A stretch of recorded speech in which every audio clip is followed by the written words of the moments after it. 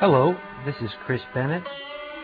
Join us weekly at Pot TV on the Burning Shiva Hour as we explore the roots of cannabis culture throughout history and around the globe.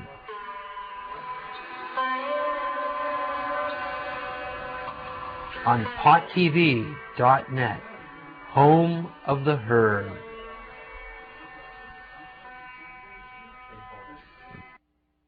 Hi, I'm Chris Bennett. Welcome to the Burning Shiva Hour.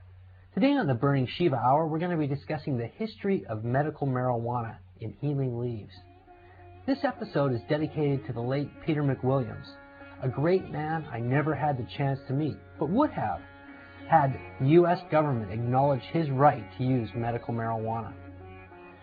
Considering the numerous headlines and news stories about the sick and dying being harassed for using nature's medicine, Indian hemp, to treat their illnesses and ease their pain, most people might be led to believe that medical marijuana is a relatively new issue. This is especially true of medical and scientific establishments who continually stall the process of legalizing marijuana medicine by claiming we know so little about the effects of the plant and need more studies to explore both its potential therapeutic use and harmful effects before we can prescribe it legally. Meanwhile, otherwise law-abiding citizens, their caregivers, and others continually find themselves in the courts, in jail, or in the worst-case scenario, dead, like the late Peter McWilliams. Mr. McWilliams used cannabis to treat the nausea produced by the medicines he took for the cancer and AIDS that he suffered from, and choked to death on his own vomit when the U.S. federal government denied him his right to use the healing herb. If we were dealing with a wholly new chemical drug that people were self-medicating with, I might understand the government's concerns about the lack of knowledge of the drug's effects. But with marijuana, humanity's oldest agricultural ally, this is clearly not the case. As one of our oldest cultural objects, we can be sure that cannabis was one of the first medicines from nature's pharmacopoeia that humanity utilized. Of course, such a statement about the shadowy time of prehistory is left to speculation. And in the case of marijuana, which has a written recorded history of medicinal use stretching back over 4,000 years, we need not speculate to state our case. We got Northern Lights, we got Black River, we got White Widow, we got Bubbleberry, we got Ash Plant, Big Butt, Shiva, Shanty too. Well, man, it's great to see you back in town, but there's been a few changes since your last come around. All those seeds marked Emery sold, every street in BC is like a Copperhead Road. Got to bloom. And thanks for those seeds, Mark. I wish I knew somebody in the USA.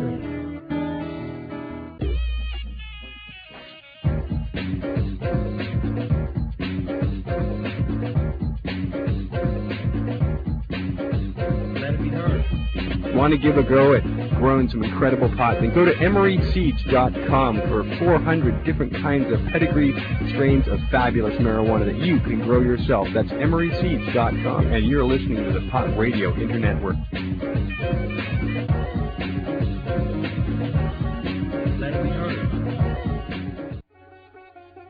The earliest reference to the use of marijuana as a medicine is believed to have occurred sometime around 2800 BC.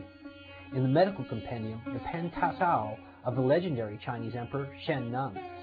As emperor, Shen Nung was concerned that the priests were unable to effectively treat the maladies of his subjects by performing magical rites, and decided to find alternative remedies for the sick. Despite being emperor, Shen Nung was apparently also an expert farmer and had a thorough knowledge of plants. With this in mind, undoubtedly taken alongside a knowledge of indigenous folk remedies, Shen Nung decided to explore the curative power of plants, using himself as the test subject.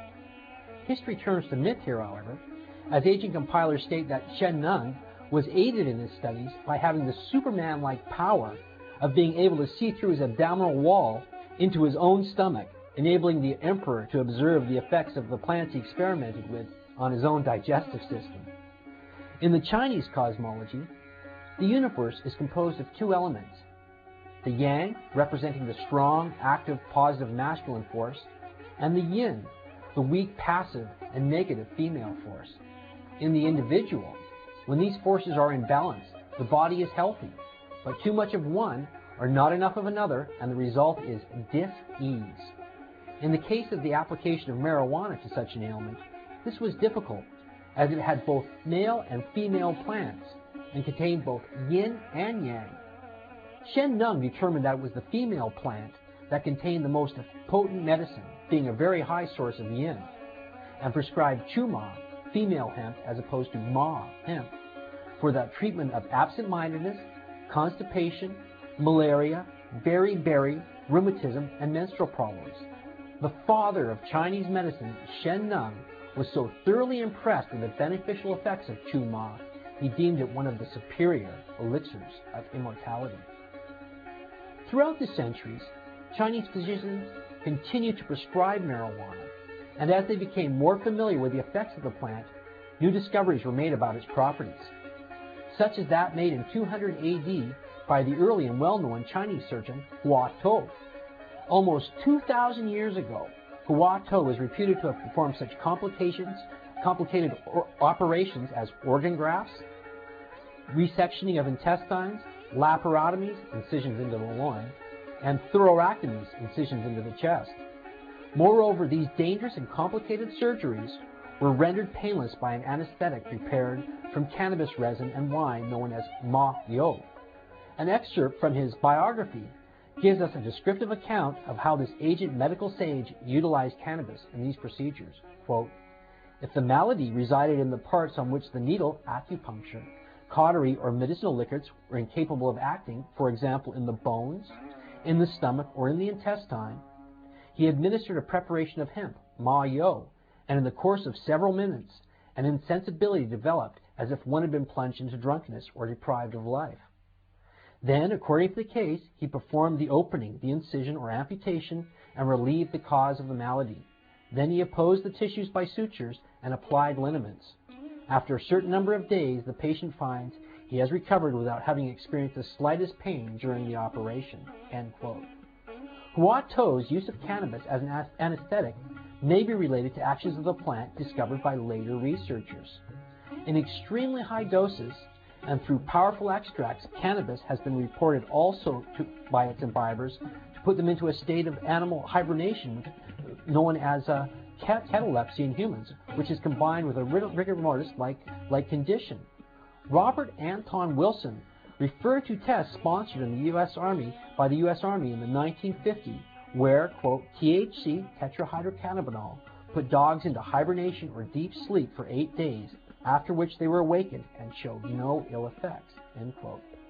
Apparently, the U.S. Army was by no means the first to find out about this little-known quality of marijuana, as the following had appeared some years earlier before the American tests in Emily Murphy's 1920 piece of Canadian anti-marijuana propaganda, The Black Candle. Quote, "Eminent medical doctors in India, principally Calcutta, have made experiments with cannabis indica and have discovered that it induces symptoms of catalepsy or even trance. It is also claimed that the fakirs of India, who suffer themselves to be buried and who are later disinterred, do so through the agency of this drug." Some years earlier, Dr. James Braid of Edinburgh wrote a monograph on this subject entitled Trance and Human Hibernation, end quote, Emily Murphy, 1920. In China, the effectiveness of marijuana medicine led to its adoption as a sort of medical symbol analogous to the Greek codicus. Chinese shamans used a hemp stalk carved with an intertwining serpent to cast out evil demons and heal the sick. Hemp's use as a medicine in China continued well into medieval times, and 10th century writings refer to its use in waist diseases and injuries, noting also that it clears blood and cools temperature, it relieves fluxes, it undoes rheumatism, and it discharges pus. The Chinese reference to the use of cannabis in waist diseases certainly brings to mind the use of cannabis to reduce nausea and enhance the appetite in the treatment of modern waist diseases such as AIDS and cancer. As well, the Chinese reference to the use of hemp in injuries and rheumatism are also verified by later researchers. Quote, "Cannabis is a topical analgesic. Until 1937, Virtually all corn plasters, muscle ointments, and cystic fibrosis poultices were made with cannabis extracts. Jack Hare. A common fibrous poultice was a common and effective home remedy for rheumatism in South America was to heat cannabis in water with alcohol and rub the solution into the affected areas. And in the middle of the 19th century, Dr. W.B. O'Shaughnessy claimed to have successfully treated rheumatism along with other maladies with half-grain doses of hemp given orally. Likewise, the Chinese references to the use of marijuana to discharge pus is something indicated by later researchers. A 1960 study in Czechoslovakia was the first to scientifically conclude that, quote, cannabidiolic acid, a product of the unripe hemp plant, has bactericidal properties, end quote, Dr. Todd Mikiraya. The Czech researchers, quote, found that cannabis extracts containing cannabidiolic acid produce impressive antibacterial effects on a number of microorganisms, including strains of Staphylococcus that resist penicillin and other antibiotics. The Czechs successfully treated a variety of conditions, including ear infections, with cannabis lotions and ointments. Topical application of cannabis relieved pain and prevented infection in second-degree burns, end quote, Dr. Lester Grinspoon and James Backlark. Further, Chinese references to the use of cannabis in the treatment of menstrual problems is something that others have discovered independently. The U.S. Dispensatoria of 1854 listed cannabis extract as a remedy for uterine hemorrhage, as well as other maladies. In 1937, the same year that cannabis was prohibited, Dr. Robert P. Walton wrote, quote, some have been particularly enthusiastic regarding the value of cannabis in dysmenorrhea and menorrhagia, excessive menstrual bleeding. Batho says, considerable experience of its employment in menorrhagia, more especially in India, has convinced me that it is, in that country at all events, one of the most reliable means at our disposal. Referring to the use of Indian hemp in menorrhagia, Brown says there is no medicine which has given such good results. For this reason, it ought to take the first place as a remedy in menorrhagia. End quote, Dr. Robert P. Walton, 1937. On the road again. Nearly 700,000 Americans were arrested on marijuana charges last year. That's an enormous waste of law enforcement resources and terribly unfair to those arrested and their families. It's time we stopped arresting adults who smoke marijuana responsibly. For more information, visit NORML's website at www.normal.org or call toll-free 888-67-NORMAL and tell them Willie sent you.